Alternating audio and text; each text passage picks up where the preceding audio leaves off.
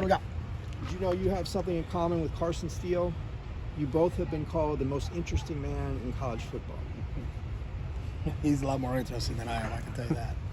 So, Well, what have you thought of him so far? he's been outstanding. Just his work ethic is kind of off the charts. You know, you look at what he does in the weight room, you know, which stood out because he got here in January, and then that was, you know, you went through the entire 10 weeks of the winter quarter before we ever got on the field to see anything football-wise, and just kind of saw what he did there. You know, I think he's a 420 bench kid, 650 squats. He does backflips. You know, he's a really, really talented football player.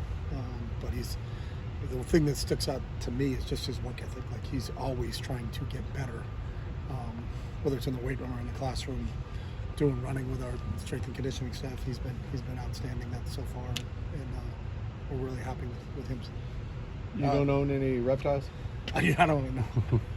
But that whole part makes him definitely the world's most interesting man. So he's got Crocky J at home.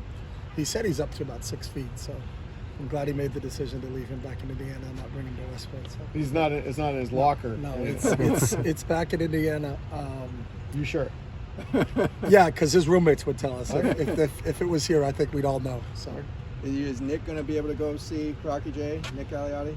Remember you were saying that? I know. I told him he should. I don't know what the budget is in the Pac-12 network right now, but I told him he should take a trip out there. That'd be a really good thing. His parents are awesome. So, and I went out to Muncie, and then Deshaun went out to see them. So wait, so you saw Crocky? You went out to Muncie? I did not see Crocky J because he didn't take him to college, so he left him at home. So he went to school just south of Indianapolis, and Muncie's about an hour outside of Indianapolis. So when I went out, I saw him at school.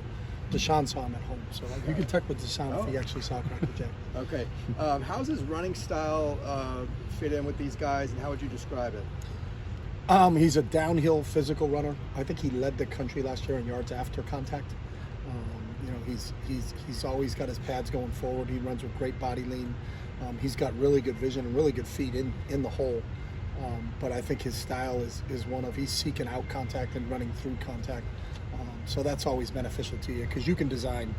You're not going to design every run play where a guy's going to run clean for 10 yards. You know, it's going to be dirty in there, and you got to have a physical guy that can run through it. Zach was a great example of that. Josh Kelly was a great example of that. You know, downhill, tough, hard-nosed physical runners, and Carson fits into that mode. We haven't asked, I think, at all about the kicking game. Can you tell us how things are going there? Yeah. Blake Gessner has done a really nice job. He's a transfer in from Montana State. RJ, who kicked off for us the last couple of years, is competing also with him for the field goal job. You know, those guys are battling it out just like we're battling it out at quarterback. We're battling it out at other spots. So every day, usually when we're in full pads, we kick field goals every day. And then we also, within the whatever we're doing red zone work, we'll do some live field goal work in that point too. So we're battling it out with those guys who are doing a really nice job. At punter, we have a few guys, you know, Chase Berry, Will Powers, Blake Gessner can punt also. RJ and Blake can both kick off. So it's a combination of them. We obviously have to replace Nick, who punted and kicked for us. RJ handled kickoffs for us and done a great job since he's been here. But really finding who the new kicker is and the new punter is part of that process. I guess the two big things with field goals are length and consistency. How do you feel about those two aspects? That's a very accurate statement. They're good. It's a work in progress, but I think they've done a really nice job to this point. But again, it's the more you can do it live, because the on-air stuff is good, but the game itself. So when we're in full pads, we have a field goal period every day designed that we're charting in, and then when we're in full pads and we're doing any red zone work, if we score, we'll kick the extra point, but if we don't score, we're attempting field goals there. So we're trying to get them as much live work as we can. How's Devin Kirkwood been doing, especially coming off the injury he had last season? Yeah, finished the year with the hand, which was an issue for him, but he's been 100%. Was cleared for spring. I thought he played really well in the spring and has continued. If you see him, he's physically grown. He's up over 200 pounds. He did a great job with KB in that group in the weight room in the off season, and is really starting to. He jumped into the mix because he's a really smart kid as a true freshman and played a ton of football for us. And each year I've seen him grow as a player. We're really excited about what this season will be for Devin because of the work that he's put in. A little curious about the depth at defensive line. Some of the guys we haven't seen that much. First, Devin AUPU looks a little bit bigger. Yeah. Quentin Somerville. Somebody's out right now. He's out. Yep. Okay. Jake Heimlicher. You got Jake Heimlicher, you got Keanu, you've got Keanu. Gary, you got Jay, you got Sedeveni. There's a lot of different guys that are, Kike is doing a great job of rotating that entire group. And then depending on what packages there are, the Murphys play inside a little bit in third down. When we try to get our fastest guys, Latu plays a little bit inside on third down. When we're trying to get, some speed rushers in the game, trying to get our fast package in the game. So I think all those guys have provided more depth. I think both Jay and Gary, two guys that have played a lot for us, are in the best shape of their lives. You can look at them. I think they both have really worked very, very hard in the offseason at that, and it's shown so far. So we feel like the depth is there. With the guys we just mentioned that go along with Gary and Jay, who played a lot of football. So.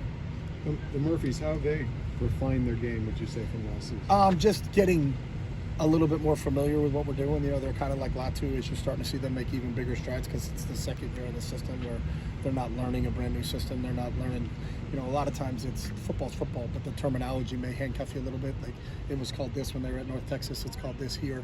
And then subtleties on how they were coached there and how they're coached here. So I think another year with a Kike, and I think they feel really, really comfortable working with him. And that whole group right now, the whole D-line, the whole front, has played really well, and I think there's a little bit of continuity in there because he's got them all, so he has the inside guys and the outside guys.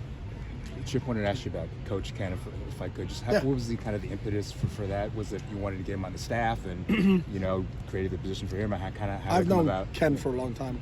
Specifically when I was in Philly, I got a chance to go down and watch them practice a few times and got to become really familiar with him. I know Coach Belichick knew Ken real well. And, between that relationship, my relationship with Bill and Ken's relationship with Bill, that we kind of grew from there. And I knew some other guys that were on his staff in the past. And then when we first got here, one of my first hires was Tracy McDannald. She was our chief of staff, and obviously Bryce played at the academy and then went back and coached at the academy after he served.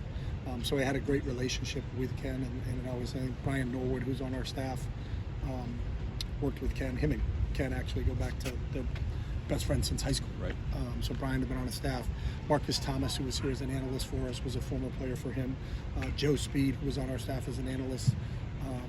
Joe is a former Naval Academy guy. So we had a lot of ties through people that we knew. And Ken had always been a guy that I had always relied on. And as a head coach, when you're talking to other head coaches or you got a position open and you want to talk to a guy about do they know this person or they know that person, he'd always been that guy for me.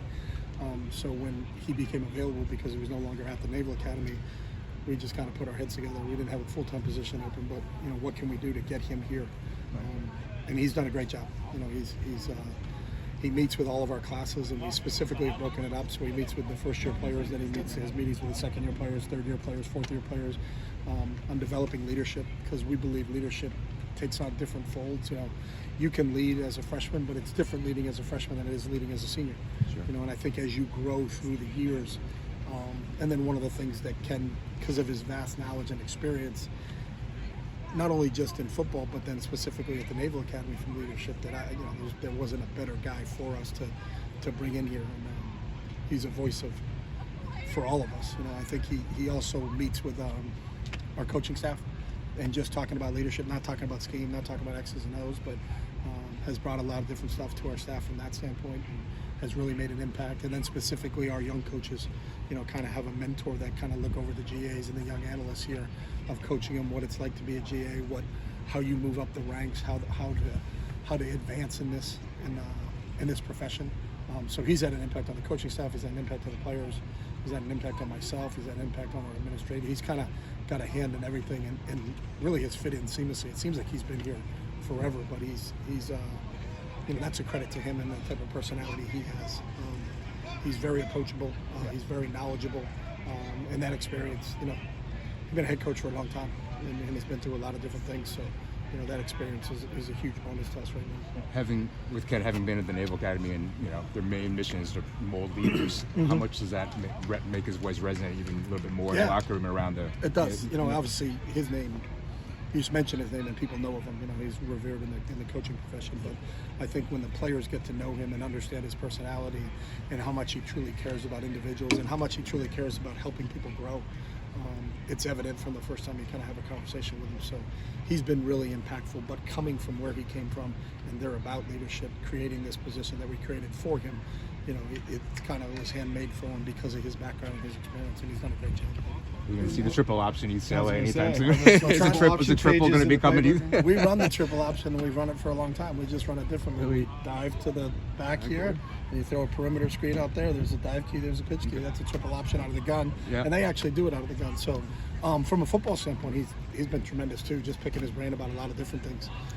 How it looks, how they did it, how they count things, how they check things and go the other way, and that's been really helpful for us too. But I've been stealing from Ken for 20 odd years, so that's nothing new. So a lot of different things that we do that we've gotten from the Naval Academy, and a lot of us in college football have gotten from the Naval Academy. So Thank you, Chip. Just looking ahead to your schedule toward the end of fall camp, and you mentioned that I guess your game week will start on a Sunday.